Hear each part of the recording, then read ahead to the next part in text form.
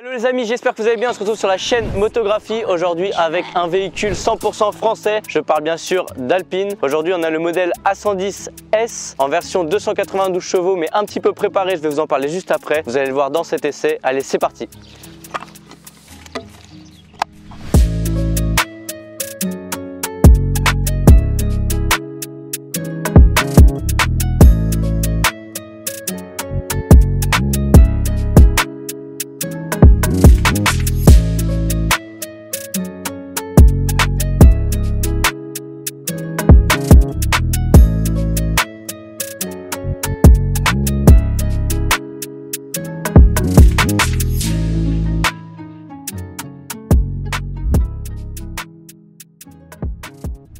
Bon les amis, on se retrouve avec l'extérieur de la voiture. Alors comme vous le savez, on a les feux à l'avant qui sont très propres à Alpine, qui rappellent l'ancienne, la berlinette, qu'on aura d'ailleurs dans la vidéo juste après, vous allez la voir. On fera la comparaison un petit peu entre les deux. À l'avant on a le logo Alpine en noir, qui se voit pas énormément avec cette couleur. On est sur une couleur bleu abyss en option à 840 €.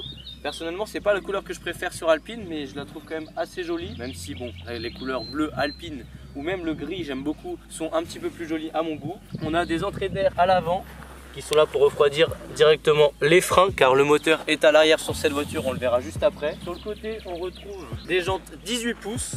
Ce modèle est monté avec des pneus Pilot Sport 4 de chez Michelin qui sont évidemment super sympas sur la route. On a encore le logo Alpine, mais cette fois-ci juste le logo de la marque en noir sur le côté. Une particularité de ce véhicule, je vous disais qu'il était préparé. Alors quand je dis préparé, c'est qu'elle a été abaissée de près de 300 kg pour passer en dessous la tonne. Cette voiture à vide fait 980 kg et c'est à commencer par le toit. Sur ce modèle, le toit est en carbone.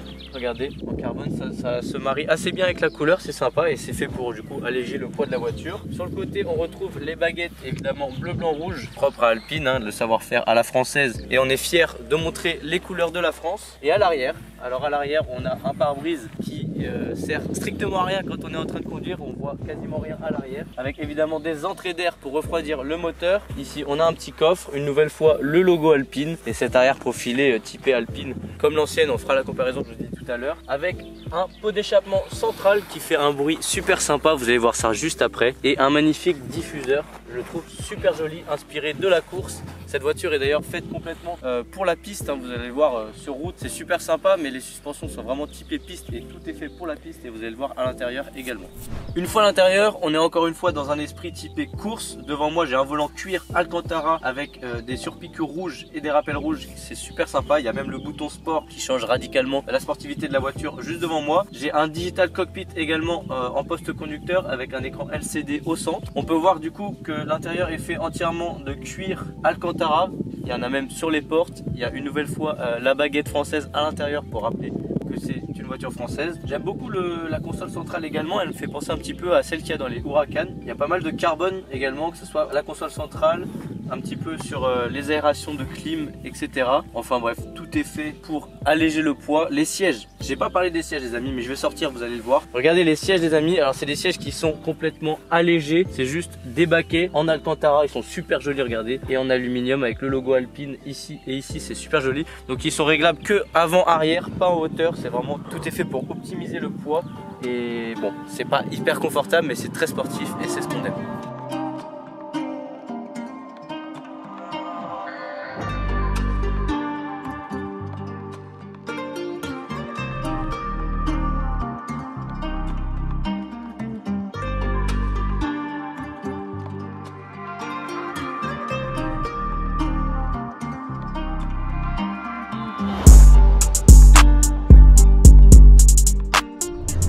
Ça y est, nous voilà à bord de ce bolide, c'est le cas de le dire. On est vraiment dans un petit karting sur route, là c'est super sympa à conduire. Là j'ai déjà pu conduire un petit peu, les sensations de conduite sont incroyables. On va parler un petit peu des performances de cette voiture. Donc comme je vous disais, de base la 110S fait 292 chevaux. C'est 40 chevaux de plus que la 110 normale. Mais ce moteur a été un petit peu préparé, pas par Alpine, mais par un préparateur qui a l'habitude de préparer des Alpines. Et il développe entre 305 et 310 chevaux.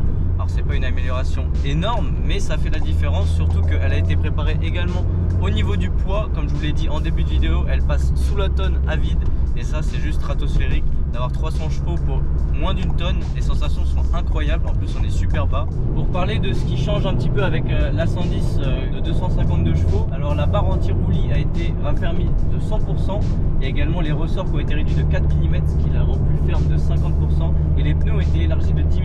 Donc tout a été fait pour la sportivité. Celle-ci est beaucoup plus radicale que l'autre, et franchement c'est super plaisant. On sent bien, là on est sur une route avec des imperfections, on voit que c'est très ferme et que c'est une voiture qui est plus faite pour la piste que pour la route.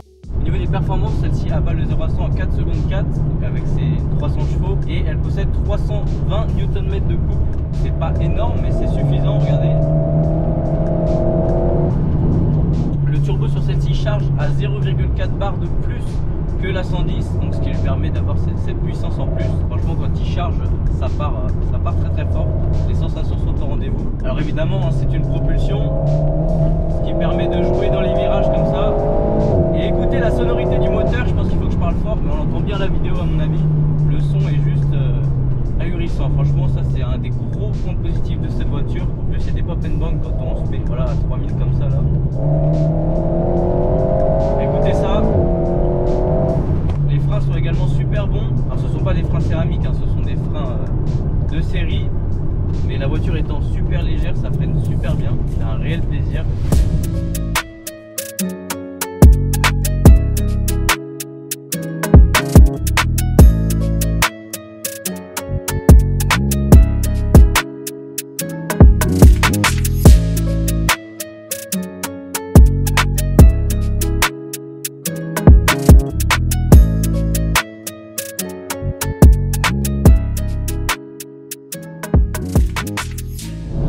Boîte de vitesse, donc cette voiture possède une boîte de vitesse à 7 rapports.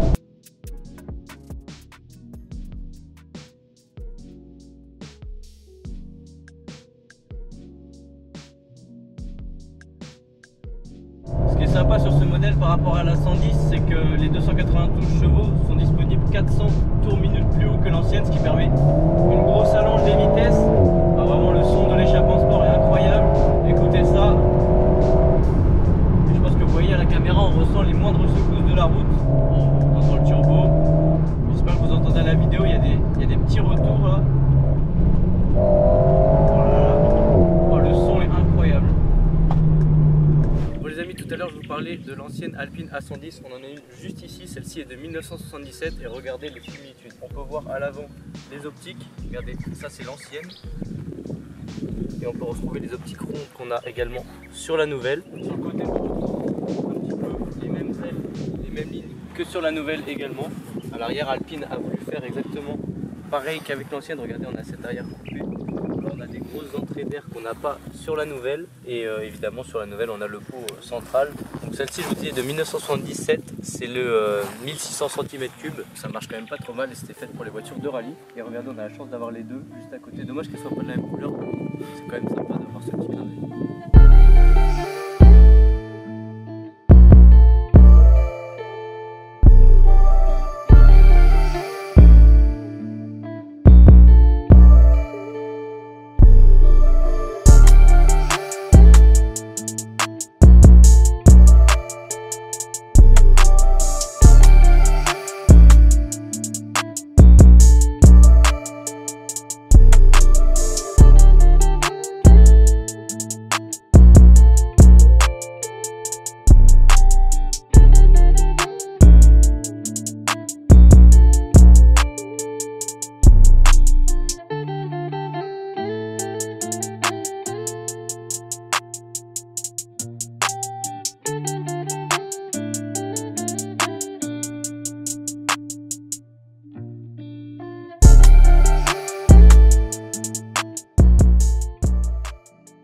Comme je vous le disais, ce modèle a été complètement allégé.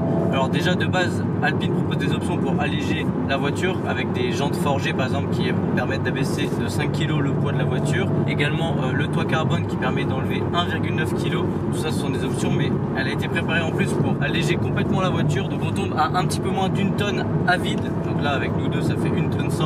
En tout cas on sent directement à la l'accélération, au freinage et dans la direction. C'est vraiment super plaisant. La tenue de route est fabuleuse. Le châssis est super performant, plus les pneus Michelin Pilot Sport 4. Là en plus il fait assez chaud, donc il y a vraiment beaucoup de grip.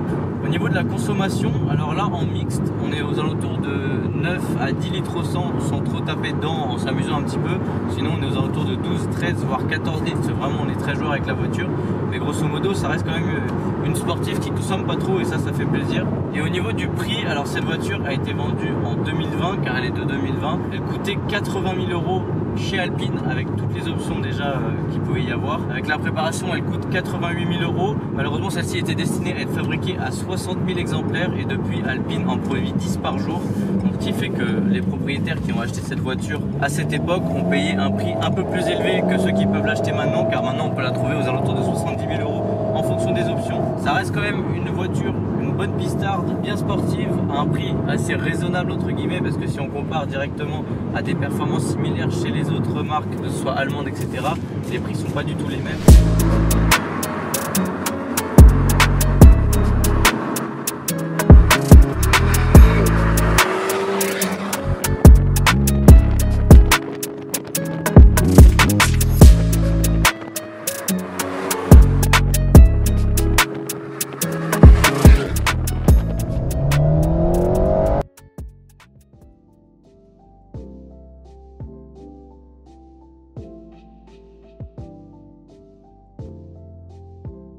Les amis, je vous rappelle que le moteur est à l'arrière, donc on a vraiment le moteur dans les oreilles. En plus, comme c'est une 2 places, il est vraiment juste derrière. Incroyable. Je suis totalement amoureux de cette voiture. Dans les courbes, c'est vraiment un régal. Là, à 85, ça passe tout seul.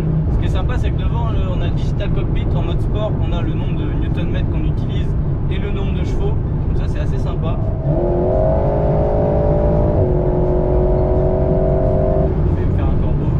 Bon les amis, on va se faire un launch control pour utiliser toute la pleine puissance du véhicule. J'ai enlevé l'ESC, je suis en mode sport, pied à fond sur la pédale de frein et d'accélérateur et c'est parti.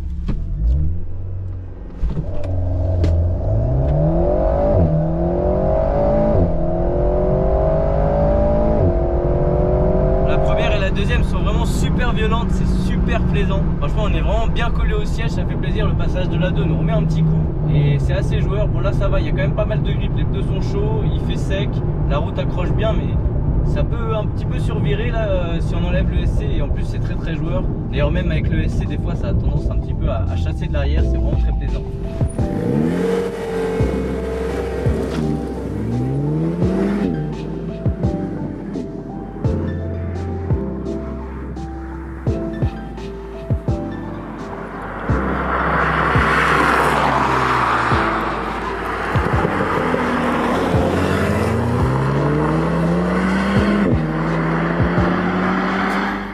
Ça y est, cet essai est terminé, j'espère que la vidéo vous aura plu. N'hésitez pas à casser la barre de like, à commenter pour me dire ce que vous en avez pensé, mais surtout à vous abonner pour ne rien rater des prochaines vidéos. N'oubliez pas de mettre la cloche également. On se retrouve bientôt sur la chaîne Motographie pour de prochains essais.